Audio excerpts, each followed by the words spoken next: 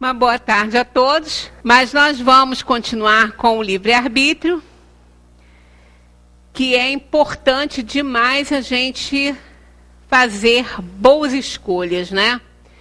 Sermos elegantes ao escolher. Do contrário, nós vamos responder seriamente por isso, porque a nossa graça ou a nossa desgraça está exatamente no fato de escolhermos as nossas coisas, as nossas atividades. Precisamos fazer a melhor escolha possível, né?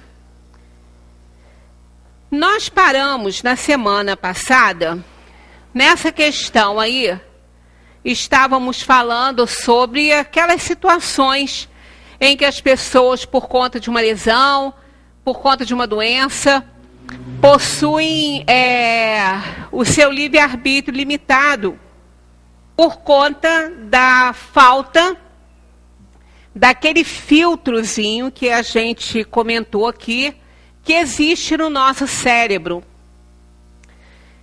auxiliando-nos nas nossas tendências, nos nossos instintos, nas nossas predisposições, tudo que trazemos de vidas passadas, né?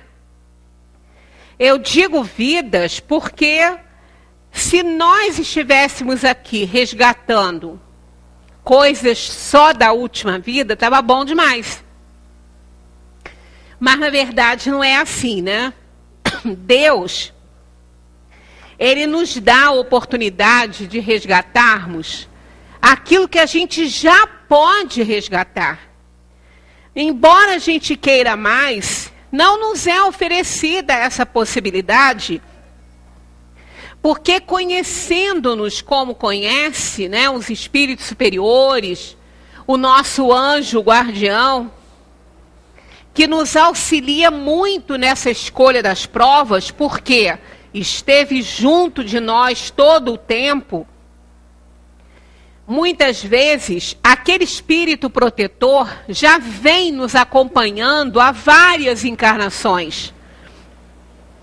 E sabe das nossas limitações, das nossas dificuldades, e nos ajuda nisso.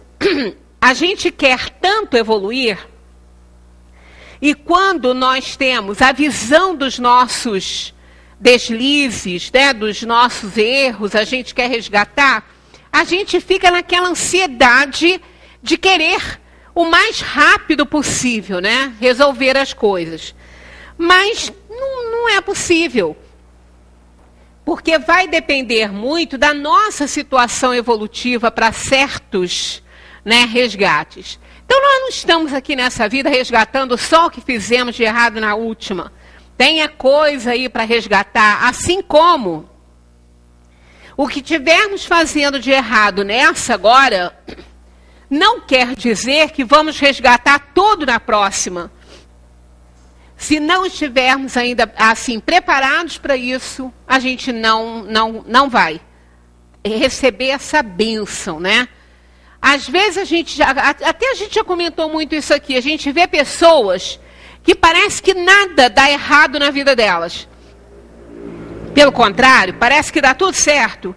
E às vezes são pessoas que ao julgamento sempre errôneo da nossa parte, mas porque a gente pensa, a gente acaba julgando, ainda que a gente não torne esse julgamento público, mas a gente acaba julgando. Não sejam pessoas ao nosso julgamento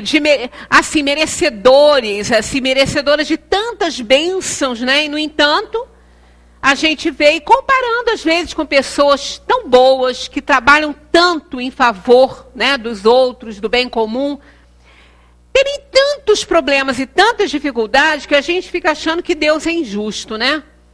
Deixa tudo acontecer de bom para pessoas que às vezes são tão egoístas.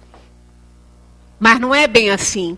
Não é que essas pessoas, que nada aconteça de mal para elas, elas às vezes não têm ainda condição de fazer resgates de algumas coisas mais sérias que serão, assim, exigidos dessas pessoas muitos esforços E aí, não tendo condição ainda, elas vêm se preparando, né? Muitas vezes com aquele parceiro ou parceira de jornada necessário ainda aquela preparação, vão reencarnar mais fortalecidos, para então começar um resgate. Então não quer dizer que sejam pessoas evoluidíssimas, né?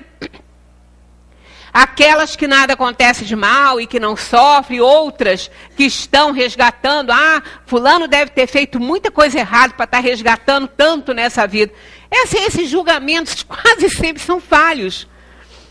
Pelo contrário, às vezes aquele que está muito em sofrimento, que está passando por uma coisa muito séria, difícil demais, às vezes a evolução dele está tão além, justamente por isso que ele está tentando resgatar o que tem ainda para resgatar. Ele está mais forte, ele está mais preparado, né? Então a gente nem pode fazer esse julgamento. Agora, com certeza, as nossas alegrias, as nossas tristezas, sofrimento, graça ou desgraça, está sempre relacionado às escolhas que nós fazemos, né? Nessa 848, Kardec pergunta se a alteração das faculdades intelectuais pela embriaguez desculpa os atos repreensíveis. E eles respondem não, pois o ébrio voluntariamente, eu devia até ter destacado bem isso aqui, se priva da razão para satisfazer paixões brutais. Em lugar de uma falta, comete duas. Muitas vezes a gente vê aquela pessoa, aquele jovem mais tímido, né, que não é tão extrovertido quanto às vezes seus amigos ou o seu grupo. Para ele participar de alguma coisa, de algum evento, onde ele tem que se apresentar alguma coisa, ou então uma festinha, ele tem que beber uma coisinha para ele ficar mais liberado, né? Ele está fazendo isso conscientemente. Mas quando a pessoa fala assim, eu só bebo socialmente. Bom, tudo bem, não tem nada demais, realmente, né? A pessoa beber um vinho, beber um chopinho, isso não mata ninguém, não vai botar ninguém no inferno, né? Não vai fazer desgraça na vida da pessoa.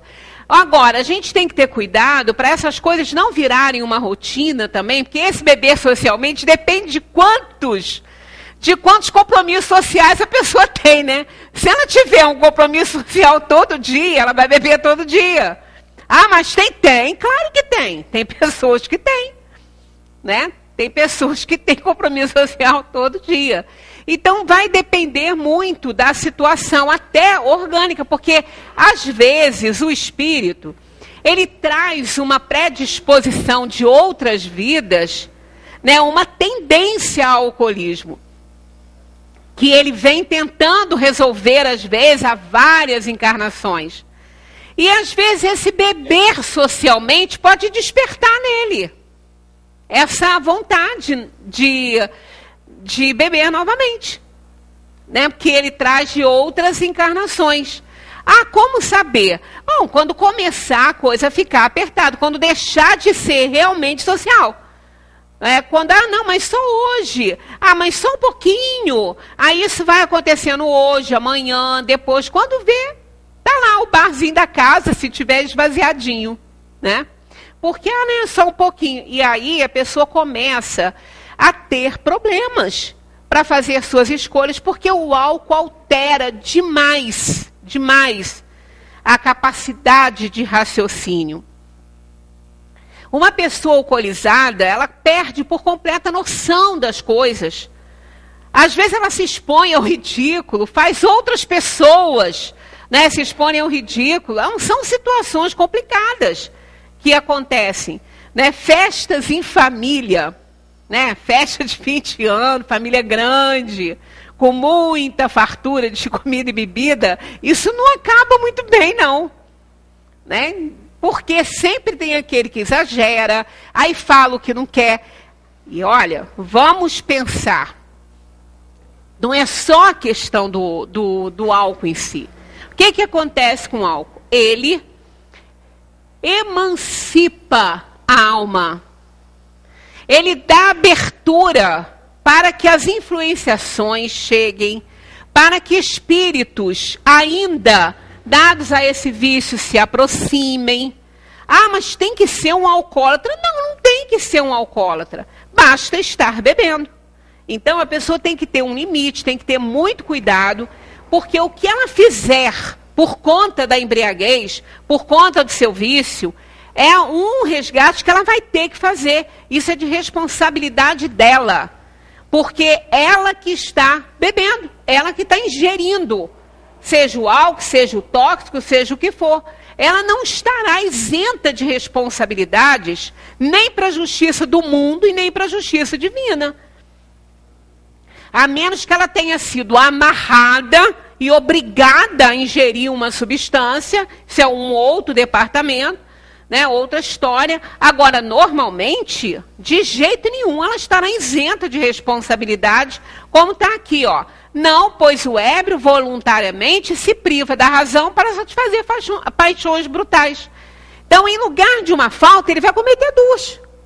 Ele vai cometer a falta de ingerir substância que vão lhe dar problemas, né? Essas substâncias afetam demais os neurônios, afetam o comportamento, afeta tudo, né? Faz que a pessoa perca a noção. E ainda por cima vai assumir responsabilidade por tudo que ela fizer por conta disso.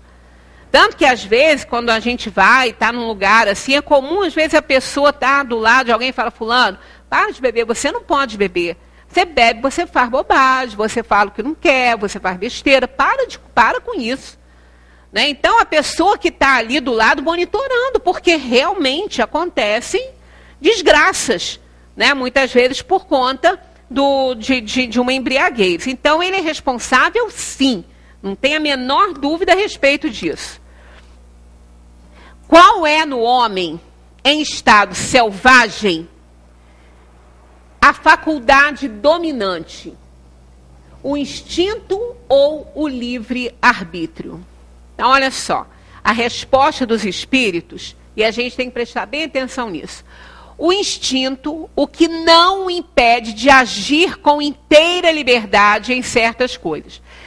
O instinto por quê? Porque quanto mais o homem, quanto mais o espírito é atrasado, mais o instinto está presente para auxiliá-lo. Auxiliá-lo mesmo, não é para ele fazer bobagem, não. Continuando aqui, Mas como a criança, ele aplica essa liberdade às suas necessidades e ela se desenvolve com a inteligência. Por isso nós vemos no reino da inteligência inferior, no reino dos animais, nós não temos nada errado ali. Porque eles agem puramente por instinto, eles são protegidos por essa força natural.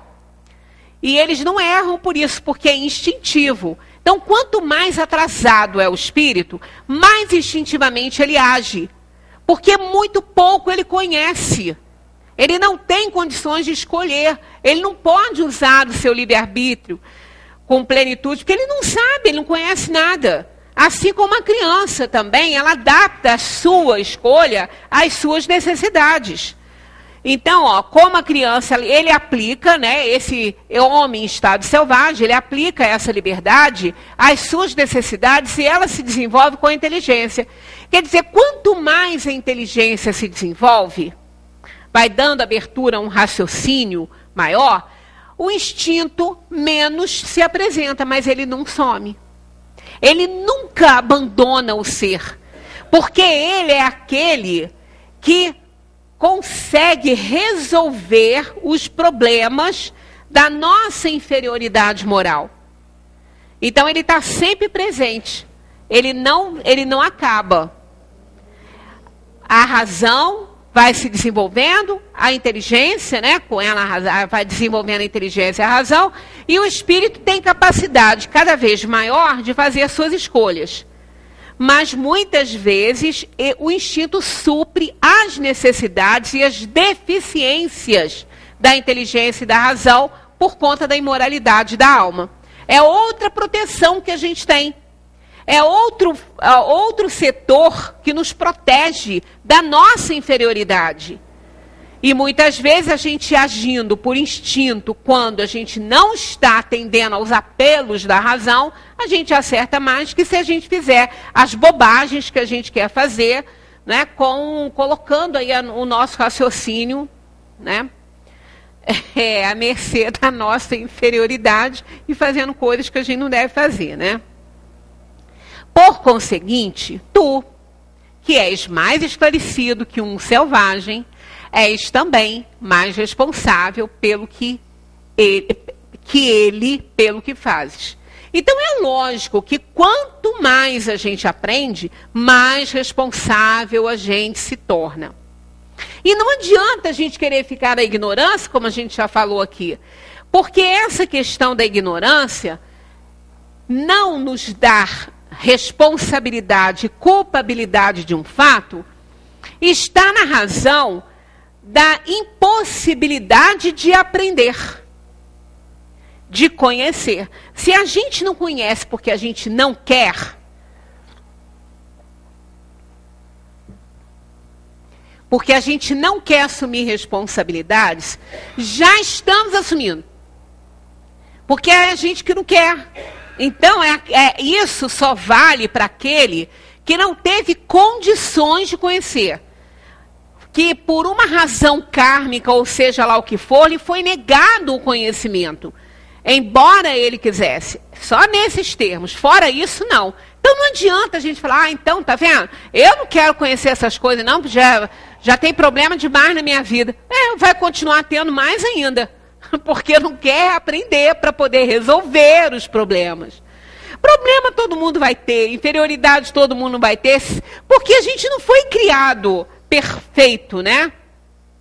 Nós fomos perfeito no sentido de reunir todos os conhecimentos, porque a perfeição de Deus existe no sentido de nos colocar na condição de escolher. Então, nós caminhamos pelos reinos, fazendo a evolução do princípio espiritual, que se tornou um espírito por conta do trabalho do Criador.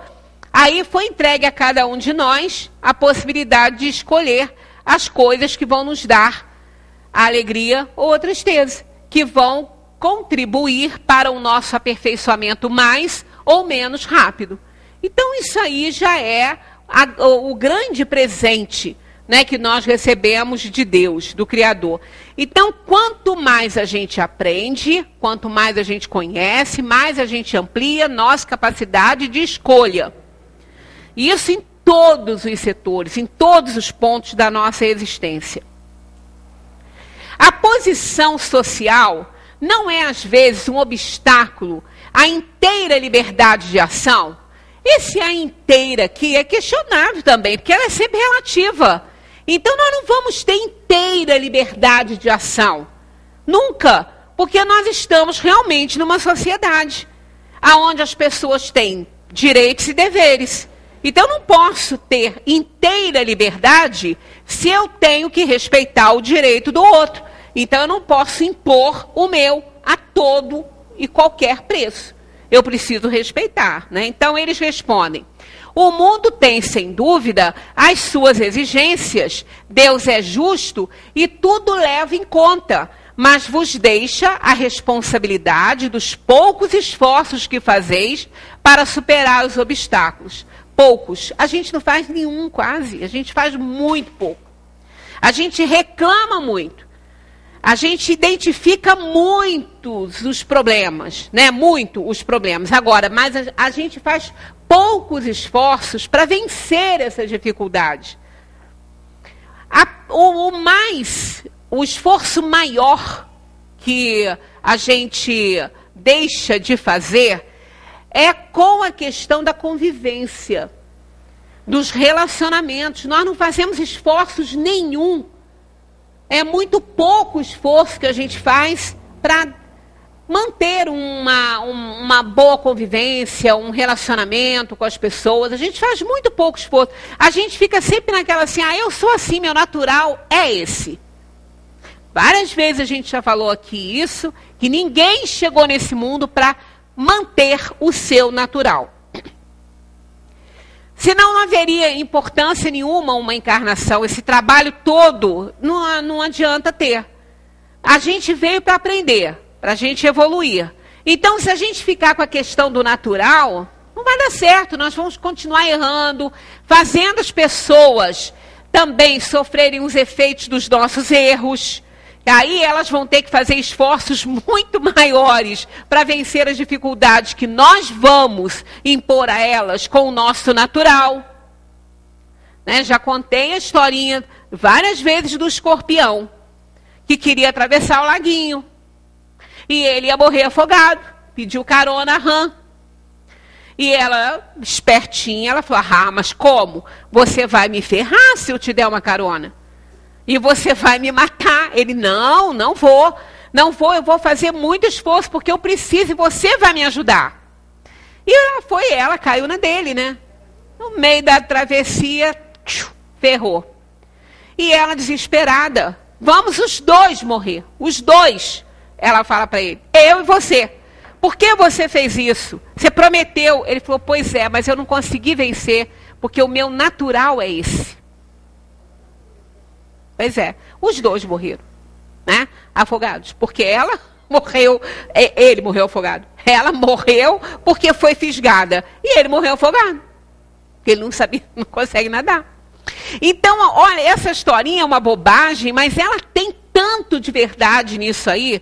Quantas vezes nós morremos por causa da escolha errada que fazemos? Sabemos que estamos fazendo, mas não fazemos o esforço necessário para vencer aquela dificuldade. Para tirar aquele natural, é muito esforço mesmo, não é fácil não. Tanto que nós somos os nossos maiores inimigos. A gente culpa as pessoas, mas não são as pessoas, somos nós. É o que a gente carrega dentro, é o que nós somos, né? Que vai nos dar um prejuízo muito grande se a gente não fizer um mínimo de esforço para vencer as nossas inferioridades. Aí a gente não segura a língua, fala tudo que quer, faz tudo que acha que está certo e sem pensar nas consequências. É aquilo que a gente falou, sem colocar a ação a que vai resultar daquele pensamento, né, à luz da razão e do raciocínio lógico, que é a consciência, que vai nos dizer se devemos ou não fazer. Se o escorpião tivesse colocado ao aval da consciência dele, ele não tinha ferrado a alma, porque ele ia morrer também. Né? Mas a gente, né, não liga para essas coisas. Só depois que a casa pegou fogo, que a gente quer apagar, mas às vezes não tem mais jeito. Né? Às vezes não tem mais jeito e a coisa fica feia. A liberdade e a responsabilidade são correlativas no ser e aumentam com a sua elevação. Tá vendo? Sem responsabilidade a gente não consegue ser livre. É a responsabilidade do homem que faz sua dignidade e moralidade. Se ele é uma pessoa irresponsável, normalmente ele é indigno e imoral. Ele é irresponsável. Ele não se importa com o que ele faz, ele não está nem aí. Né? Então, ele é uma pessoa que realmente não dá para confiar. Né? A noção de moralidade é inseparável da de liberdade. As duas caminham juntas. Né? Eu só serei mais livre, eu não digo plenamente livre, porque ninguém vai ser plenamente livre nesse mundo. E provavelmente em muitos outros até além desse. Porque a Terra é o segundo, né, plano. Aonde saímos do primitivismo, entramos num plano de resgate daquilo que fizemos de errado. Então é um plano onde nós temos uma variedade evolutiva muito grande, pessoas extremamente más e pessoas muito boas, extremamente boas. É um plano muito flexível nessa área, nos dando todas as oportunidades de aprendizado, e a gente vai resgatando nosso passado aí. Ao passarmos para aqui, o mal impera, né, uma característica do planeta, o mal impera, a inferioridade, a imoralidade, tudo é tem império aqui na Terra. Depois desse plano, é o plano regenerador. E nesse plano regenerador ainda existe o mal, ele só não impera. Ele só não domina, mas existe.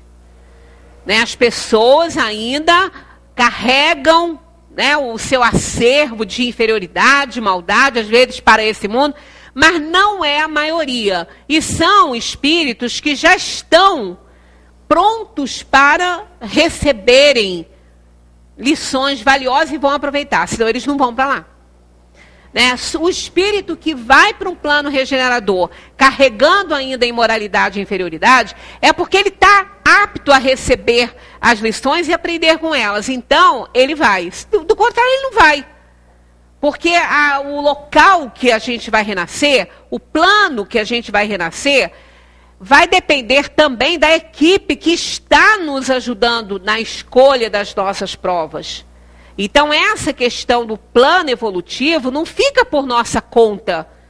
Porque isso aí, claro que se a gente quiser escolher, a gente vai escolher e puder escolher um plano melhor para nos ajudar mais a vencer as dificuldades, mas a gente é proibido de entrar em planos superiores.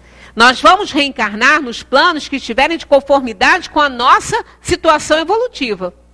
E vamos encontrar nesses planos muitas oportunidades de redenção. Muitos exemplos de nobreza, de alma.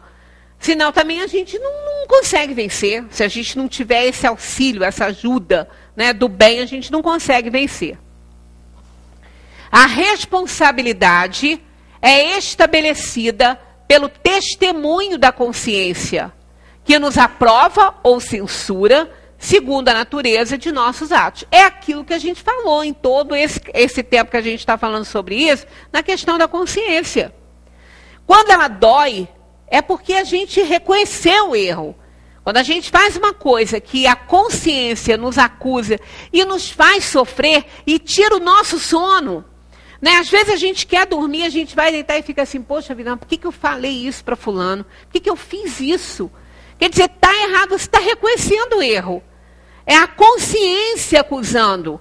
Né? Então, essa responsabilidade ela é estabelecida pelo testemunho da consciência. Quer dizer, eu me torno responsável por aquilo que eu faço. Quando eu reconheço, mais responsável ainda eu me torno, eu tenho que corrigir isso. Né? Eu tenho que fazer alguma coisa, porque senão eu vou ficar atormentada. Eu vou estar no inferno. Isso que é o inferno. Não é um lugar que eu vou quando eu morrer, quando o corpo for para a terra ou para o fogo, seja o destino que se der a ele, né? E o espírito retornar à dimensão espiritual. Aí eu vou para o inferno quando eu morrer. Não é no inferno quando morrer, não. O inferno é aqui. É aqui, em todos os lugares em que nós formos acusados pela própria consciência. Esse que é o inferno. O inferno é aquela situação de dor, de sofrimento, de arrependimento, de remorso. Isso nos coloca no inferno. Né? Porque a gente não tem paz, a gente não tem sossego, não consegue dormir. Dorme, acorda, até porque nós estamos também atormentados pelas influenciações que a gente recebe desses irmãos que estão na mesma sintonia. Então a gente vive atormentado. Aí as pessoas procuram a casa espírita para auxiliar no trabalho de desobsessão, de ajuda. Claro que esse trabalho vai acontecer. Sempre, nunca, nenhuma criatura que está pedindo ajuda, ela deixa de receber essa ajuda. Só que às vezes a ajuda não chega da maneira que ela quer. Uma pessoa que está atormentada por um espírito, por um obsessor, ela tem que fazer uma análise na vida dela e ver o que ela faz que está imantando esses espíritos a ela. Não adianta o trabalho na casa espírita, ou seja, de que religião for, de que instituição for, com as preces, com os cultos, né, com as novenas, com tudo, se a pessoa não se corrige, ela não vai se livrar. A gente costuma brincar e dizer que no centro espírita, a gente tem médium de transporte. Mas não é de transportar objeto assim, ó. como às vezes a gente estuda no livro dos médiuns, né, o transporte de objetos. É transporte de espírito obsessor para o centro. A pessoa se obsidia, ela fica atormentada pelos espíritos que estão de conformidade com a sintonia do pensamento dela, com os erros dela, com a atitude, com o comportamento, com as escolhas ruins que ela faz. Aí ela fica atormentada por esses espíritos. Aí ela vai à casa espírita pedir ajuda. Claro que ela vai receber essa ajuda, ela e o obsessor. Só que às vezes ela não corrige os defeitos dela, as suas inferioridades, que a imantam a esses espíritos inferiores. Ela continua fazendo escolhas ruins e continua fazendo a mesma coisa. Aquele obsessor que estava antes, que foi com ela para o centro, que recebeu ajuda, se ele aceitou, se ele gostou da ajuda e do trabalho que foi feito de evangelização com ele larga aquela pessoa. Aí ela pega outro. Ela se imanta com ela, acha que é o mesmo. Ah, olha, eu não vou mais àquele centro. Sabe por quê? Não dá certo, é fraco. Não me livro. Eu não me livro dos obsessores. Eu peço ajuda, mas continua a mesma coisa. Mal sabe ela que aqueles obsessores já estão ajudados, auxiliados, já estão entrando num ciclo de paz aí, e ela não. Porque ela vai apanhando outro. Aí ela continua indo ao centro. Aí ela leva mais um. Aí leva mais um. Tem aqueles que nem vão com ela, porque sabem o que vai acontecer, nem querem. Querem ficar atormentando a pessoa. E aquela pessoa fica lá atormentada. Né? Então, aqueles que vão, que ninguém é obrigado. Né? Os espíritos não são obrigados. Apenas quando um obsessor, ele está atormentando uma pessoa que está fazendo tudo certo. Tanto que ela nem se imanta a outros obsessores. Ele tem problemas com ela. Ele tem problemas de vidas passadas, ele é um espírito vingativo com aquela criatura. Então ela não está se imantando a outros pelo comportamento ruim, por uma escolha errada, não. Ela fez essa escolha errada em outras vidas. E aí ela está em nova oportunidade, dando certo, mas aqueles com os quais ela conviveu, a encontram muitas vezes encarnada, e vai perturbar a vida dessa criatura. Então, quando ela está fazendo tudo certinho, ela está fazendo a parte dela, aí ele não fica, aí ele é obrigado a deixar assim, porque ele vai ser auxiliado, vai ser esclarecido a respeito da situação, ele vai ser levado a esse conhecimento. E aí sim, a pessoa está fazendo um esforço para melhorar, ela não pode continuar atormentada com uma criatura que não quer melhora. Aí ele é obrigado a deixá-la sim. Porque ele não tem liberdade plena de ficar atormentando uma pessoa que está tentando acertar. Aí ele é retirado. Ele é retirado por equipe de espíritos que vão auxiliá-lo, que vão ajudá-lo a compreender a situação. A levá-lo a entender por que também que ele passou por aquela situação ruim que ele acusa a outra. Né? Então, é uma situação diferente daquela que a pessoa não se melhora, a pessoa não quer fazer nada e, no entanto, quer se livrar, né, dos cobradores. Às vezes não é nenhum cobrador, é só um espírito que está imantado por causa da sintonia em que a pessoa se encontra. Né? Pois é. A sensação de remorso é uma prova mais demonstrativa que todos os argumentos filosóficos. E olha que maravilha, porque nem todo mundo tem acesso aos argumentos filosóficos. Né? Nem todo mundo, mas todo mundo tem acesso à sua própria consciência, porque é lá que está escrita a lei de Deus. Então, quando a gente tem remorso de alguma coisa, quando a gente se arrepende, é aí que a gente começa a evoluir, que a gente começa a melhorar. Portanto, o remorso, ele dói, mas ele é importante, ele é bom. Porque vai estar nos mostrando que a gente já está reconhecendo o erro. E sem reconhecimento de um erro, não há conserto. Se a pessoa não acha que ela está errada, ela não vai mudar nada na vida dela. Ela vai continuar fazendo as coisas do jeito que ela faz. Vai continuar com as mesmas escolhas de sempre. Ser responsável é assumir as experiências pessoais para atingir uma real compreensão dos acertos e dos desenganos. Né? Então, olha, assumir as experiências pessoais, assumir o que faz. A pessoa precisa assumir o que faz. E o que mais a gente faz é acusar o outro, é responsabilizar o outro por um erro nosso. Ah, mas fulano que fez isso, por isso que eu fiz isso. Não, você fez porque você quis fazer.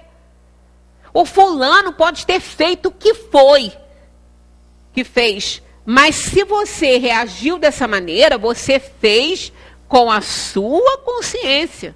Ou se você não colocou o aval delas, ao seu. Né? As pessoas não podem ser responsabilizadas pelos nossos erros, ainda que tenham nos provocado. Não importa a provocação, pode provocar à vontade. A gente não pode aceitar a provocação.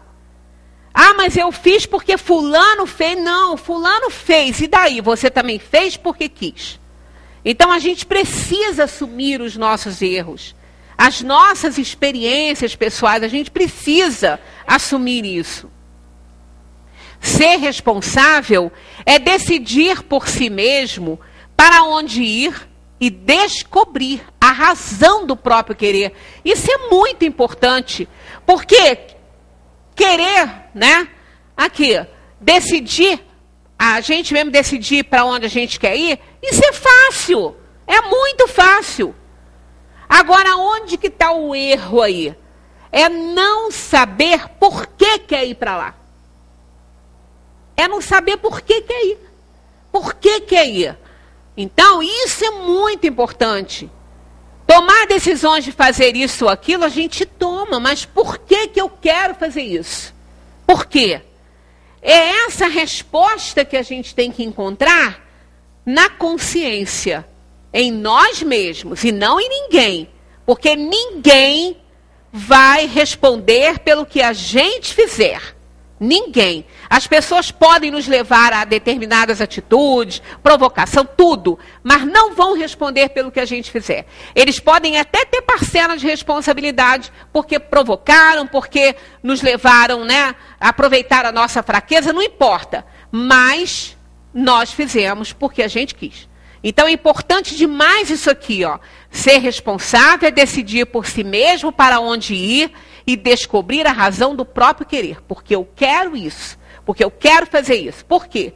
Então é isso aí. Aí a gente vai colocar o aval da consciência e vai ter a nossa possibilidade de erro diminuída, não resta dúvida.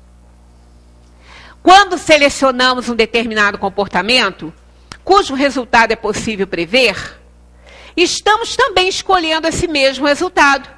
E, obviamente, devemos aceitar a responsabilidade de tal fato. Isso também é muito importante. Olha só, quando a gente seleciona um determinado comportamento e a gente já sabe, ó, cujo resultado é possível prever, a gente só não vai prever se a gente não quiser. A gente só não vai analisar se a gente não quiser. Porque a possibilidade de previsão existe. Se eu não quero saber, aí é um problema meu, eu vou assumir essa responsabilidade.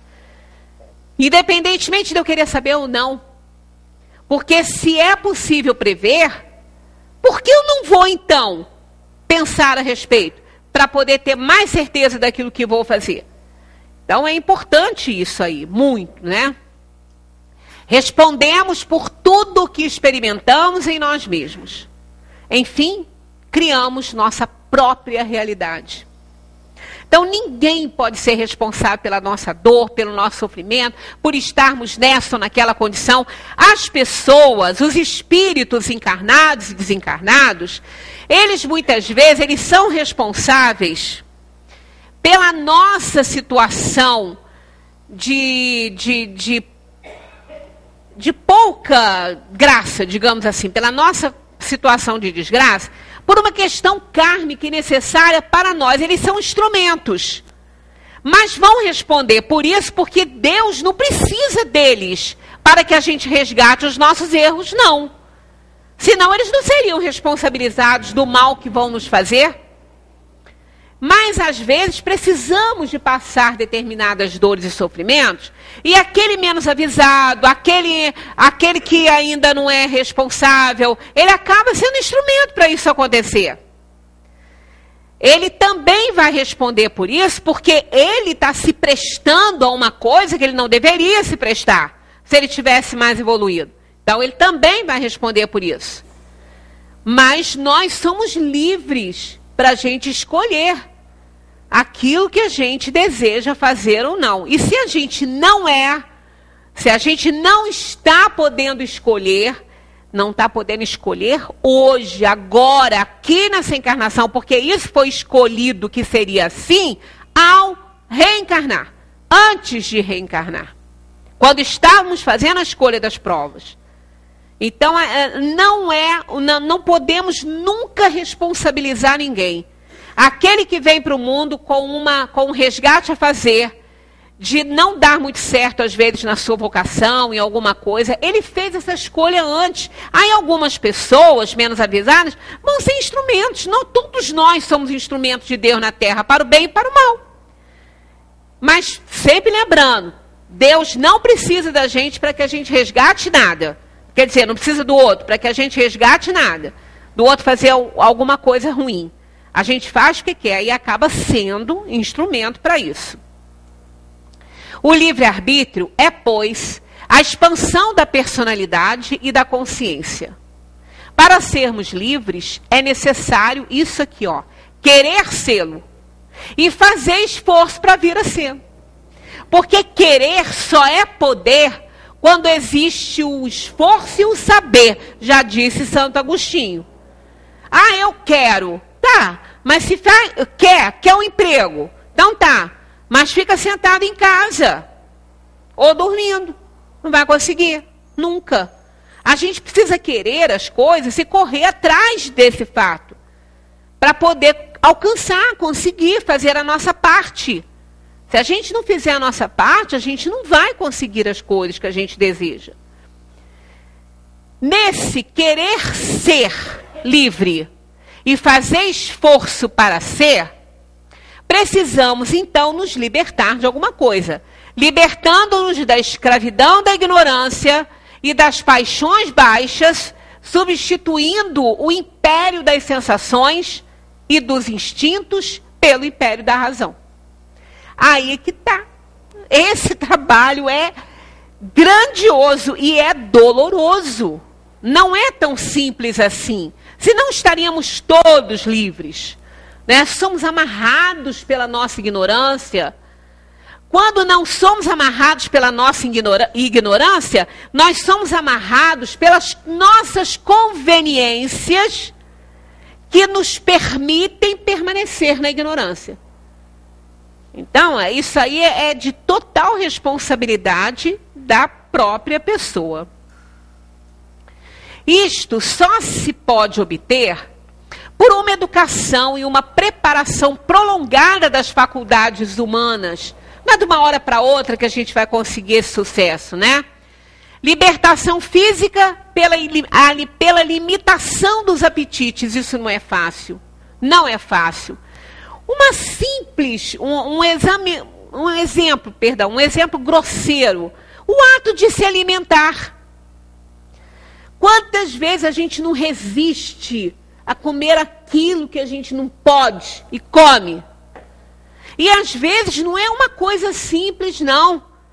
Eu estava numa reunião uma vez, festiva, e eu estava com uma amiga cujo marido é alérgico a camarão. Ele sabe, claro, né? Mas tinha outras coisas. Não demorou muito. A criatura apareceu perto da gente, enorme, todo inchado. A criança, a filha, começou a gritar de medo do pai. Aí acabou com a festa de todo mundo, acabou com a festa dela. Por quê? Estávamos longe, tivemos que todos correr, levar a criatura para o hospital, porque morre. Dependendo do grau de alergia. Ele não está nem conseguindo respirar direito. Ela falou, olha, eu juro que eu queria matar ele agora. Porque ele sabe que não pode, porque faz essa besteira. Entendeu? Então, sabe, aí é aquela coisa, essa parte aqui é libertação física pela limitação dos apetites. Isso aqui é só uma analogia, é um sentido conotado. Apetites em geral, não é só na alimentação, não, de todos. A parte fixa, nós precisamos domar essa exigência física, seja ela qual for. A gente está aqui para isso. Né? A gente está no mundo para isso. Libertação intelectual pela conquista da verdade. Está faltando o da aqui. Então, a libertação intelectual pela conquista da verdade. Então, sem dúvida, a gente precisa ir. Aonde está a verdade? A verdade não está comigo, não está com fulano, com o Beltrano. A verdade está no universo. A verdade está com Deus. A verdade está na lei divina. E é lá que a gente vai buscar essa verdade. Porque a nossa verdade não vale nada. Mas a verdade da lei divina vale tudo, né? E a libertação moral pela procura da virtude. Só que essa procura da virtude vai nos fazer sofrer muitas vezes aquilo que a gente não quer. Vamos ter que abrir mão de uma série de coisas, dos nossos interesses, aí também a gente não quer. Então, isso tudo a gente vai vendo que as nossas atitudes, o bom uso do livre-arbítrio, ele não é tão simples assim. Não é tão fácil assim, né, para a gente. Esta é a obra dos séculos, de todos os séculos, vai continuar sendo. De todos eles. Os que já passaram e aqueles que estão por vir. A noção de liberdade é simples e clara. Os druidas a formularam nas tríades. Há 3 unidades primitivas. Deus, a luz e a liberdade. Estava lá nos druidas, aonde, segundo, né, a história do espiritismo e a comunicação dos espíritos, Kardec foi preparado como um sacerdote druida para fazer esse trabalho grandioso que fez da codificação do espiritismo. Né? Então, eles tinham essa tríade, né? A noção de liberdade é simples e clara. Os druidas a formularam nessas tríades. Há 3 unidades primitivas: Deus, a luz e a liberdade. Isso aqui é o que a gente precisa alcançar, né? Deus, através da obediência à sua lei, aqui a luz, né? Através do conhecimento, e a liberdade vem por conta disso, né? Porque quanto mais sábios, mais livres e mais elegantes na hora de fazermos as nossas escolhas. O erro é o princípio do acerto. Quem não faz nada não erra, porque não fez, mas também não fez. Se aí não pode garantir que não vai errar, porque não sabe se vai errar, não fez nada. Né? Então, aquele que erra é porque ele está fazendo alguma coisa, e o erro é uma tentativa de acerto. Quando perguntaram a Thomas Edison por que ele demorou tanto, né, para fazer um acumulador que ele queria fazer, por que ele errou tanto?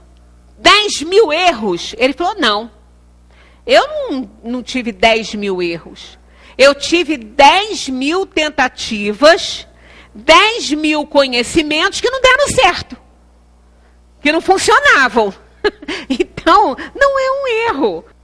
Não é porque elas erraram que elas vão ser condenadas. Não, atrás de um erro vai vir um acerto, vai vir uma consciência. Né? Então a gente se quebra, mas a gente se conserta. E nós não podemos ser descartados porque a gente erra, porque a gente quebrou. Né? Não, nós somos úteis. Vamos continuar servindo mais ainda, porque aquela cicatriz que está ali, aquela dor está presente, vai nos auxiliar a acertar, a correr atrás desse lucro que a gente está deixando de ganhar quando a gente faz péssimas escolhas. Então, não fomos elegantes para escolher alguma coisa, vamos ser daqui para frente, ou se é porque a gente vai aprendendo com os nossos erros. Não existe ninguém perfeito. Né? Aquelas coisas que a gente faz de errado é porque a gente não alcançou ainda uma situação. As nossas escolhas ruins é porque a gente não conseguiu escolher melhor, mas vamos conseguir. Então, esse vaso quebrado é uma mensagem muito interessante, maravilhosa. Porque a gente olha para aquele vaso quebrado e ele foi adornado, ele com tinta dourada, quer dizer, ele é único, não tem nenhum igual a ele. Vai à loja que comprou, se tiver 10, 15, né, um lote inteiro, nenhum vai ser igual àquele que está quebrado, que foi consertado com aquela tinta dourada. Né? Então, ele vai se tornar único, importante. E é assim que a gente se torna único e importante quando a gente erra e aprende com os nossos erros, quando a gente se cola depois que a gente se quebra. É extremamente importante que a gente pense nisso, né? Porque nós não podemos ser descartados pelas pessoas ou descartar pessoas pelos seus erros, pelas suas inferioridades, pelas suas imoralidades, porque todos nós as temos. E todos nós vamos chegar a uma evolução maior, porque somos todos filhos do Pai, e o progresso, a lei do progresso é uma lei divina, e todos nós estamos submetidos a ela. Muita paz para todos.